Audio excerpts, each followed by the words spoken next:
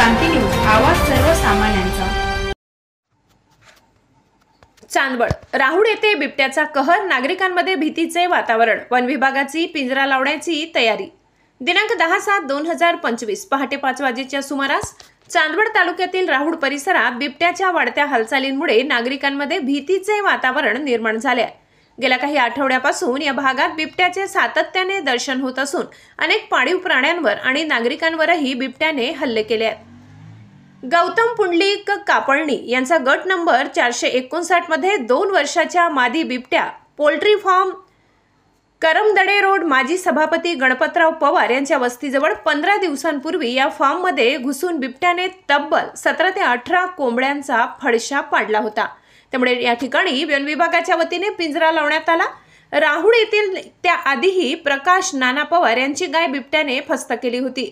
नुकतेच दिनांक 9 जुलै 2025 रोजी पहाटे 5 वाजता रामदास आंबू पवार यांची शेळी बिबट्याने फस्त केली। शिवाय काही दिवसांपूर्वी राहुड येथील वयोवृद्ध महिला सुशीलाबाई उत्तम कांडाळ यांच्यावरही बिबट्याने थेट हल्ला केला।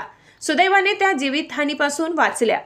ही गंभीर आणि धोकादायक स्थिती लक्षात घेता वन्य पशु प्राणी मित्र तसेच युवा क्रांती पोलीस मित्र ग्राहक व पत्रकार संरक्षण माहिती अधिकार संघटनेचे उत्तर महाराष्ट्र युवा अध्यक्ष श्री गणपत पवार यांना ग्रामस्थांनी सविस्तर माहिती दिली।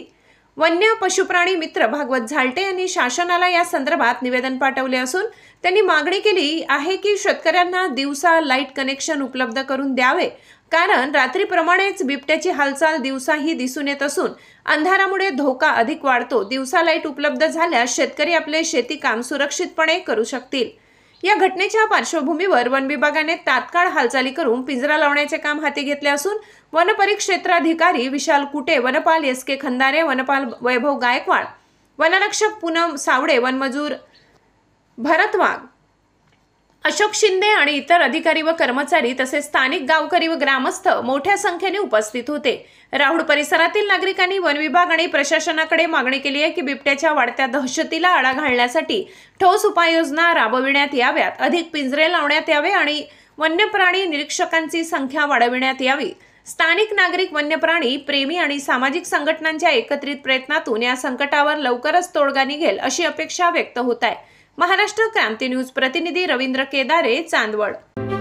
अशाच नवनवीन बातम्या पाहण्यासाठी आमच्या महाराष्ट्र क्रांती न्यूज या YouTube चॅनलला लाईक करा, सबस्क्राइब करा आणि बेल आयकॉनला प्रेस करा।